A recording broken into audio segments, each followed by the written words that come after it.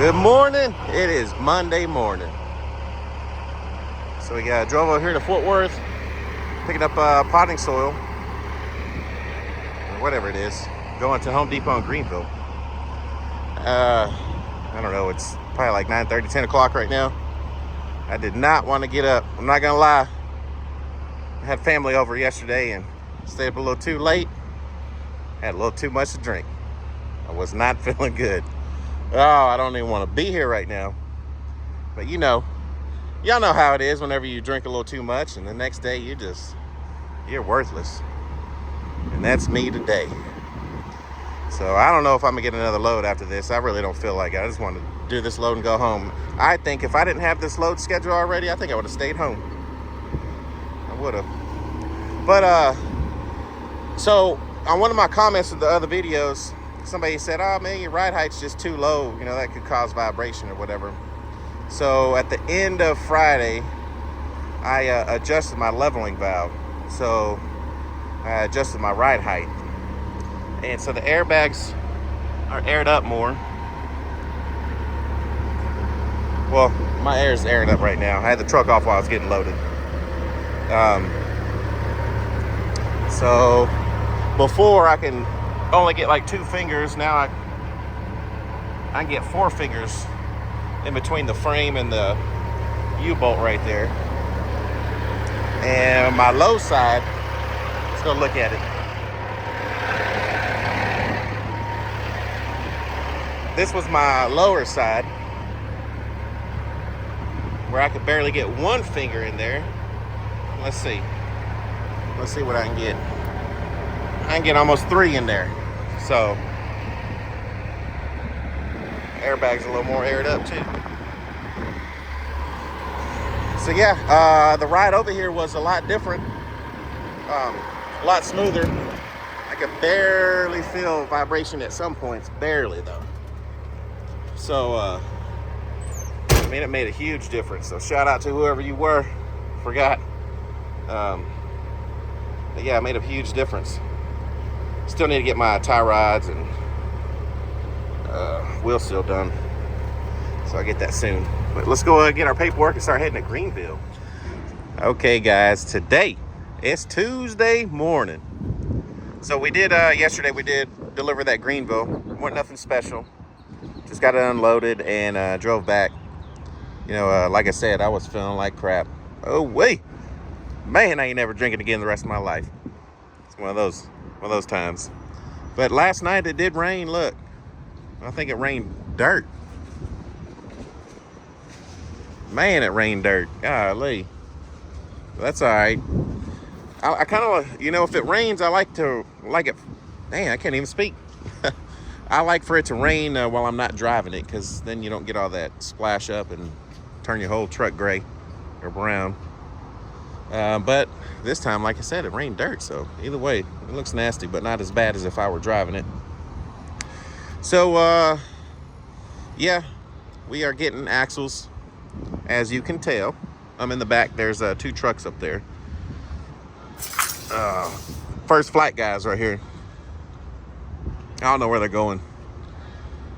Let's see, there's one, and then the other one's right in front of them. But I got a 2-stopper going to McGregor, which is by Waco. And that one's gonna pay me, or this one's gonna pay me $600. So I'm having trouble logging into my truck stop to find me a load coming back. I don't know. It's done that before. So maybe I'll give it a little bit of time. Who knows? If not, maybe I'll have to call my buddy George, like, hey, find me a load. I can't log on. Yeah, that's about it. Cold front came through. It's a little cool today. Not too bad. I did turn on the heater to get the chill out. But it feels pretty good right now. I'm in short sleeve. But I didn't tell you guys. Oh wait, sprained my wrist over Easter. I guess I hit something wrong. And yesterday, oh man, it was rough trying to throw them straps and roll them up, tighten the load down. I mean, I do everything with my right hand. So yeah, it's a little rough. So yesterday I didn't take any medicine. Yeah, well, it's man, I just don't even want to take medicine, but I took medicine today. I'm a little soft today, and I brought the little wrist wrap. I didn't have the wrist wrap yesterday. I was like, oh, well, maybe if I just fight through it and keep using it, it'll, heal quicker. I don't know, but, oh, man, it was rough. So I haven't had a sprained ankle or wrist or anything like that since I was a kid. I can't remember how long they take, but I'm already over it. It's been a couple days. It can go away now. Well, let's just keep waiting. I'll keep trying to log into a truck stop, see if I can't find a load. And we'll get loaded, and I'll check back here in a second. Look at that. Oh, wait, guys. We're getting a midget load. You know, I like the midget loads. It's about the height of the cab all the way through. Oh, wait. Now, that guy up there, he's got a real midget load. Yeah, that's what I like. So we're about halfway done. Gonna finish getting loaded and get our paperwork and roll. Still can't log on to a truck stop.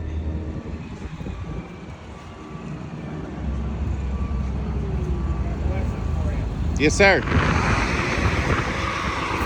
Oh man, guys. Oh no. This is it. This is the end. I was getting on the highway and heard a big old pop. I thought it was a tire that blew. So I pulled over immediately, opened the hood, couldn't see anything. So I'm like, I don't know. But I was right there on the highway. So I decided to keep driving and go to the next exit real slowly and really see what was going on. And that's where I'm at now. Called the mechanic, told him a little bit about it. And look right here. Sorry, hit the button. Look in here.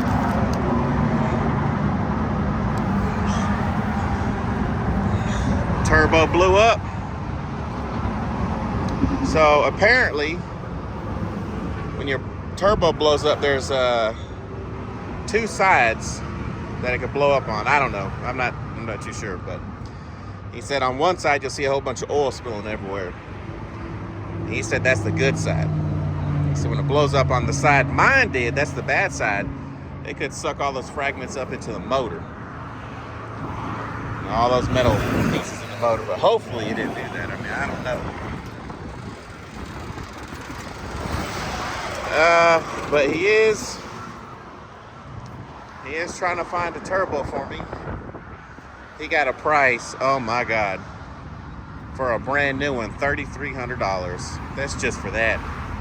That's not even the labor, taxes, or nothing. I don't have the money for that, you know?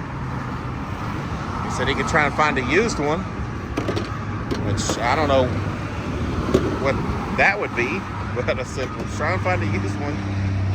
Oh my God. You know, I can't catch a break. I mean, I don't have the money for this. I don't know what I'm gonna do. I'll keep you updated.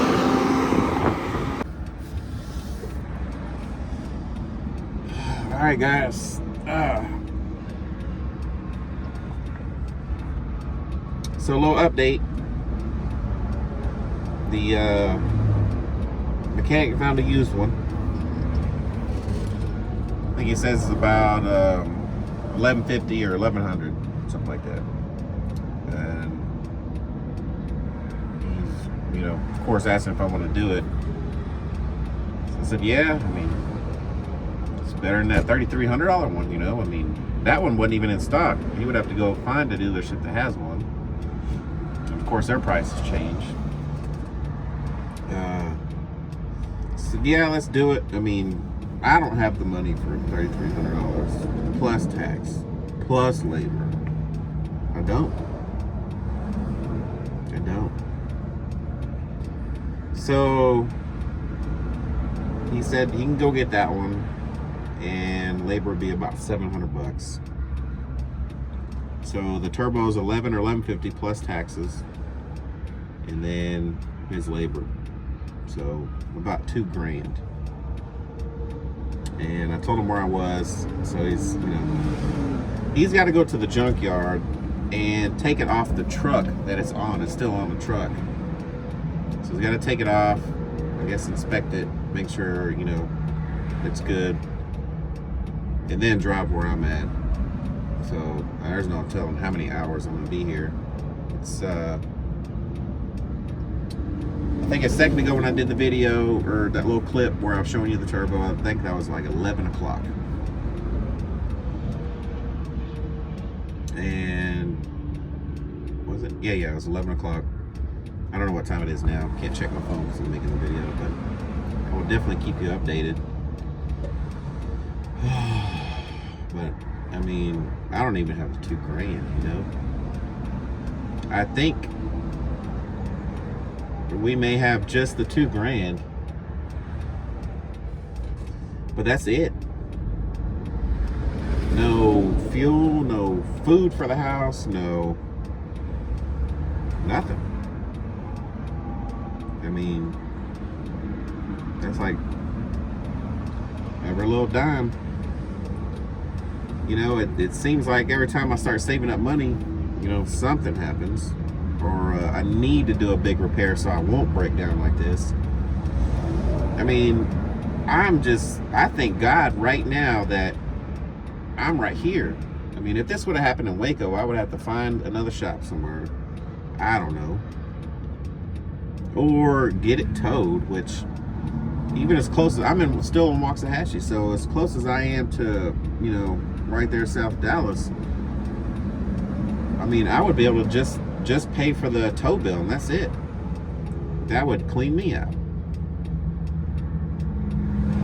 And then having to buy the turbo and the labor and all that.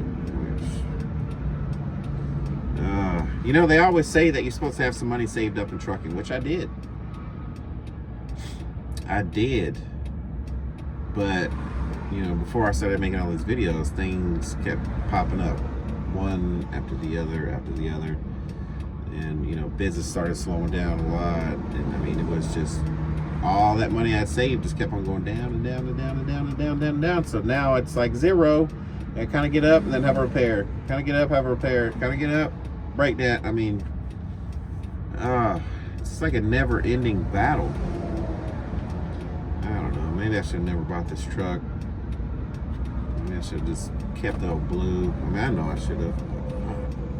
Didn't know this was going to happen.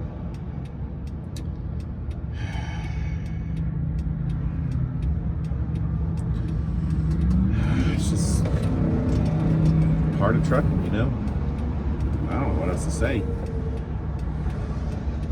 I didn't even want to video this because, when you're in the moment and you're trying to figure it out and you're like, oh shit, how am I going to pay for it? Making your phone calls. You don't think, hey, let me stop and video it. But I thought about it and I was like, no, I got to show everybody the real stuff. Because a lot of times, people will be like, oh, hell yeah, I broke down the other day and I already got a mechanic here fixing it. Well, you didn't catch, you on the side of the road or whatever, or look what I just found. I don't know how I'm going to fix it. So I just want to be real with you guys. I mean, this is something you would have to deal with if you're thinking about doing this. And I mean, or if you don't do this, I mean, you just see what we go through. Anytime I see a truck on the side of the road, I'm like, oh my God, thank God it's not me, because I know that feeling. Is that going to break the bank? Do you have the money for that repair? What's going on? I just feel bad for every owner-operator I see on the side of the road, because it's just too expensive right now. And the rates are not great. And the amount of work is not great. So it's a struggle for everybody. Man. I just want to quit. Like sell the truck and get a job somewhere. It is pretty stressful. sometimes, like this is stressful, because it's not just about the trucking. I mean, I do the trucking to provide for my family, so when you're struggling to provide, I mean, that is stressful. So you have that stress, on your shoulders, providing for them, paying the bills, make sure the lights on, make sure we got food, water, gas, I mean, all that. And then, so that's on your shoulders, and then you get to work and you're like, oh damn, can't find a load, or loads aren't paying, or you're just barely making enough on the load, and then you're just worried about, oh man, I hope I don't blow a tire, this really not making any money. Stress is just up there. And for all those other guys making it and just got all kinds of money and making show truck stuff, hey, good for them. I wish I was there.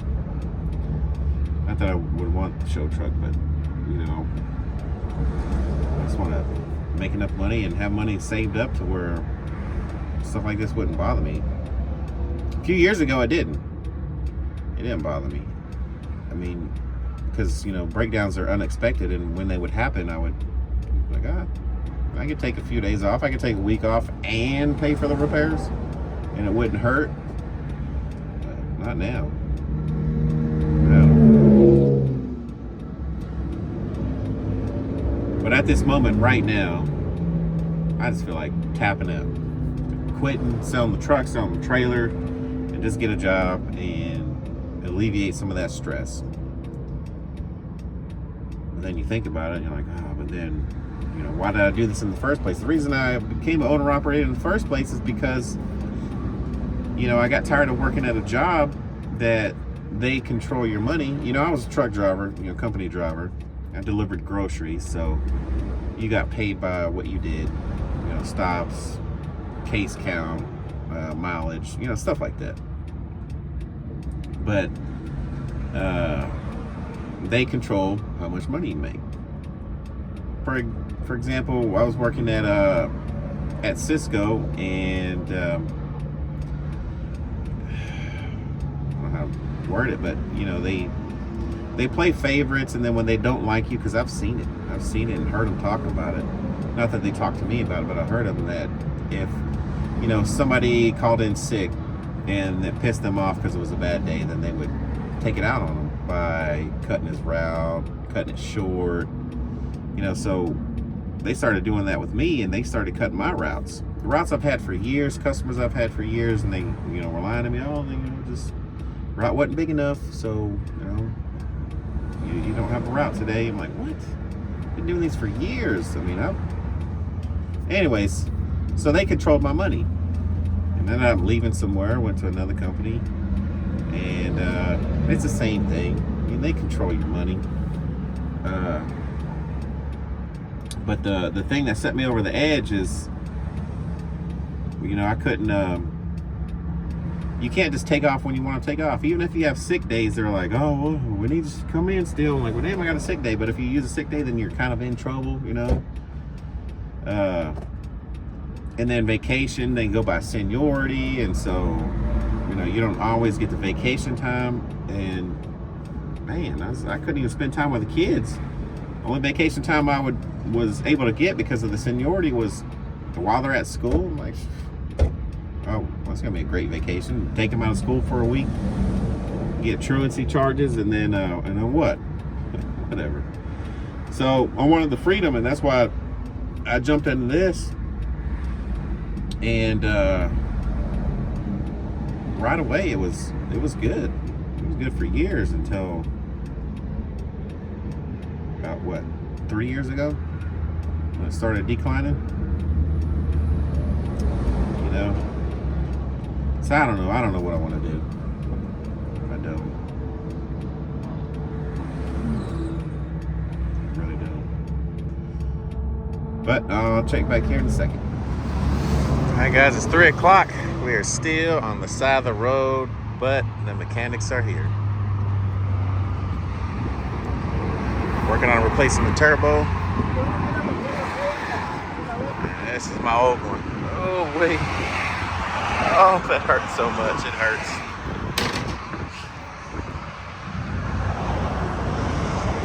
We just fired it up. It wasn't connected yet, so I don't know what the purpose was for, but we'll check back here in a second, see if everything works good. Oh my God. Oh my God, guys, look. See that? That's the mechanic. We're at the shop. So, what happened is I drove it back to the shop, and it drove like normal, I would say. But I let the truck run for a minute. I was still messing with my leveling valve back there, trying to get it just right. And so I finally killed the truck, and I hear jingling, jing, ding, jingle bells, jingle bells. What the fuck was that? So I'm like, damn. Let me video that sound, because it may be the turbo. So I turned it back on, and I got my phone. I thought I was recording it, the sound, because I was going to send it to the mechanic. And I did it and turned it off, because when it's on, I revved it up, nothing. I kill it, and again, jingle bells, jingle all the way. I was like, what? So I got the video, and I checked it before I sent it. I almost just sent it to him, and I guess I fat finger hit the end button and didn't record it all, or any of the noise actually. So I had to do it a third time. Started it up and revved it up a little bit. Still sounded good. No white smoke or nothing. Everything looked good coming out of the stacks. And I was like, I extra make sure I was recording. And I turned it off. And there it goes. Jingle bells, jingle bells, jingle. I said, oh my God. So I sent it to the mechanic. And I knew he was busy. So I sent him the video, and I just asked him, is that sound normal? And he didn't answer, right? So, all right, well, I'll just drive home.